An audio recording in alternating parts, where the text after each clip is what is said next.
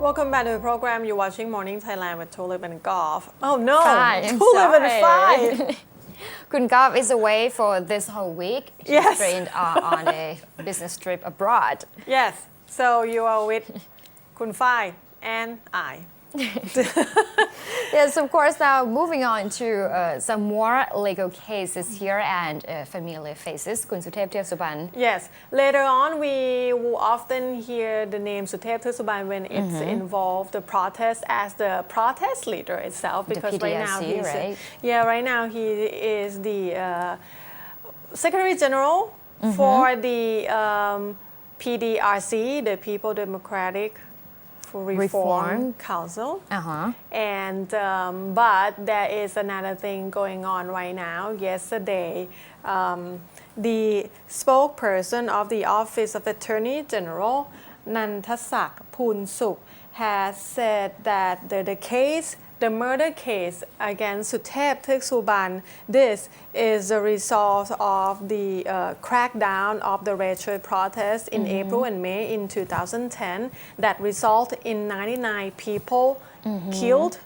And there is an ongoing criminal case going on, and there is some evidence that shows that some of the people that got killed actually got shot by bullets from soldiers, which they said the Suthep Suban, as the director of CRES, or the Center of Resolution of the Emergency situation back then, is the one that make an order of this crackdown. Therefore, this is by the recommendation of DSI to charge him with murder, because he's the one that make an order and there are people killed from this order. Therefore, he will be charged, he will be trial in murder case.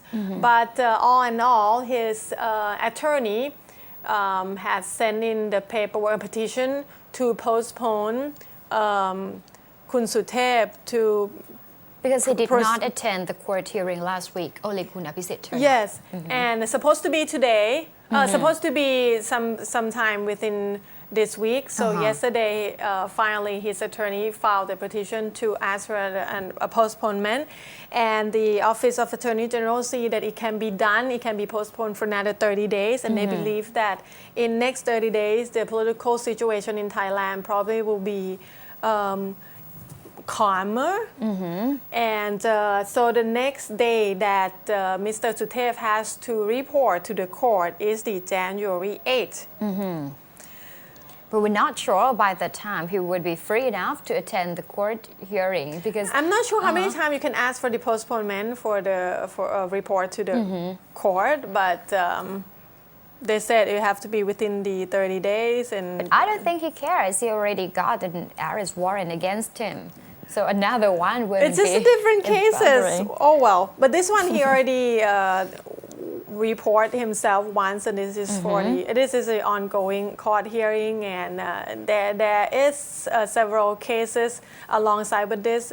Also with the case of Apisit Vechhachiwa as a Prime Minister of the time that he already went in and report himself to the court for the that Mr. Apisit went in on the December 12th, and the Attorney General said that they will finally combine these two cases together back again. And a lot more will be following, because Kun Prampong Noparit, the Pheu Thai spokesperson, said that he would be pressing charges against Kun Suthep for violation of Article 112, the less majestic law, saying that Kun Suthep did not respect the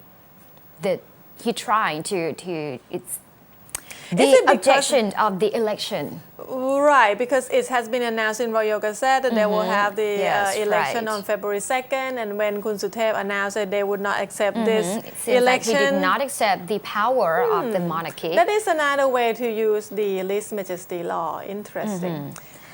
All right, and one of the issues that involves this particular Article 112 is the case of a Richard student activist who turned up on the Richard rallies on November the 28th of 2013, and he was Kun Ekapop Leung Ra, a self-described vocational student who say he supports the red shirt movements and has defamed the monarchy in his speech at Rajamangala Stadium when the red shirt gathering took place on November the 28th yesterday.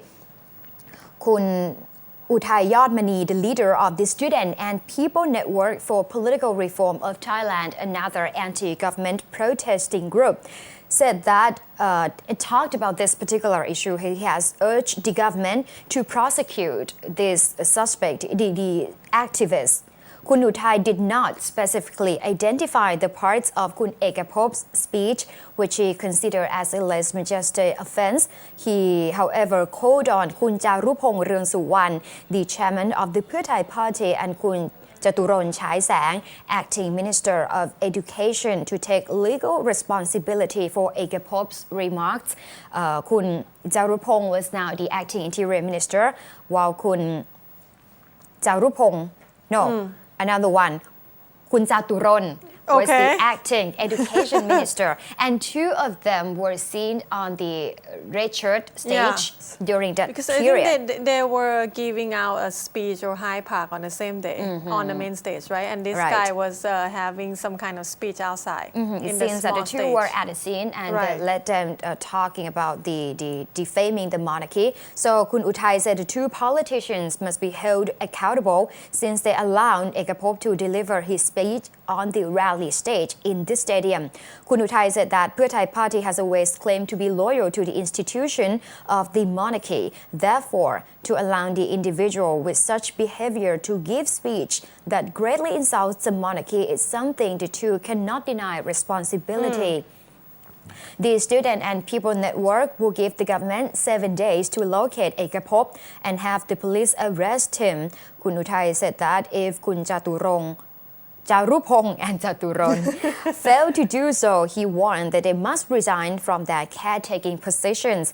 Meanwhile, he said that the acting Prime Minister Kun Yingluck Shinawatra would also have to show her responsibility for the incident as well. So we are going to see more pressure going on with another figures in the acting government, not just the acting prime minister. However, speaking about Kun Yingluck Shinawatra, there is a report said that she will be visiting the northeastern provinces for an inspection trip between December 17th, which is today, until December the 22nd. That's according to the government spokesperson Kun Thira Ratana Sevi, saying that yesterday.